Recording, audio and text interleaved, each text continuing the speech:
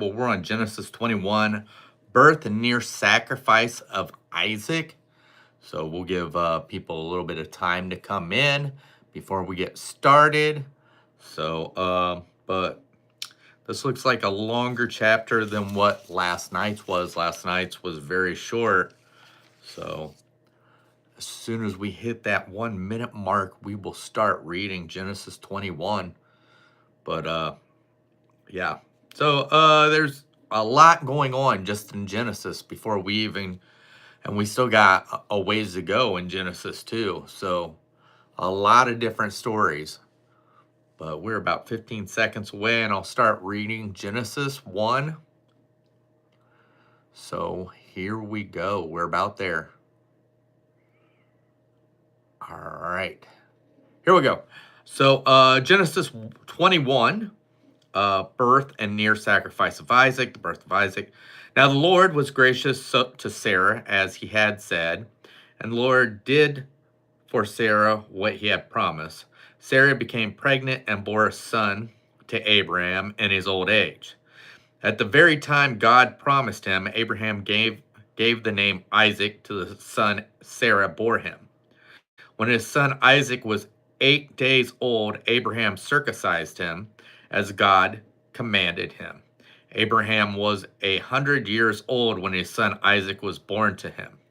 Sarah said, God has brought me laughter, and everyone who hears about this will laugh with me. And she added, who would have said to Abraham that Sarah would nurse children? Yet I have borne him a son in his old age. Hagar and Ishmael sent away. So the child grew and was weaned, and on the day Isaac was weaned, Abraham held a great feast. But Sarah saw that the son whom Hagar the Egyptian had borne to Abraham was mocking. And he said to Abraham, get rid of that slave woman and her son, for that slave woman's son will never share in the inheritance with my son Isaac. The matter distressed Abraham greatly because it concerned his son. But God said to him, do not be so distressed about the boy and your maidservant. Listen to whatever Sarah tells you, because it is through Isaac that your offspring will be reckoned. I will make the son of the maidservant into a nation also, because he is your offspring. Early the next morning, Abraham took some food and a skin of water and gave them to Hagar. He set them on her shoulders and then sent her off with the boy. She went on her way and wandered in the desert of Beersheba. When the water in the skin was gone, she put the boy under one of the bushes. Then she went off and sat down nearby, about a bow shot away, for the thought, I cannot watch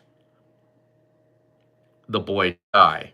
And as she sat there nearby, she began to sob. God heard the boy crying, and the angel of God called to Hagar from heaven and said to her, what is the matter, Hagar? Do not be afraid. God has heard the boy crying as he lies there. Lift the boy up and take him by the hand, for I will make him into a great nation. Then God opened her eyes, and she saw a well of water. So she went and filled the skin with water and gave the boy a drink. God was with the boy as he grew up. He lived in the desert and became an archer. While he was living in the desert, Paran, his mother, got a wife for him from Egypt. The Treaty of Beersheba. At the time, Umbelek, Umbelek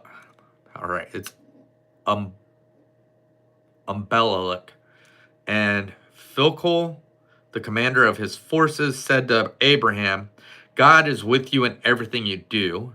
Now swear to me before God that you will not deal falsely with me or my children or my descendants. Show to me in the country where you are living as an alien the same kindness I have shown to you. Abraham said, I swear it. Then Abraham complained to Umbelek about a well of water that Umbelek servants had seized. But Abimelech said, I don't know who has done this. You did not tell me, and I heard about it only today. So Abraham brought sheep and cattle and gave them to Abimelech, and 2 men made a treaty. Abraham set apart 7 ewe lambs from the flock, and Abimelech asked Abraham, what is the meaning of these 7 ewe lambs you have set apart by themselves? He replied, accept these 7 lambs from my hand as a witness that I dug this well. He replied, accept these 7 lambs from my hand as a witness that I dug this well. So that place was called Beersheba because the 2 men wore an oath there.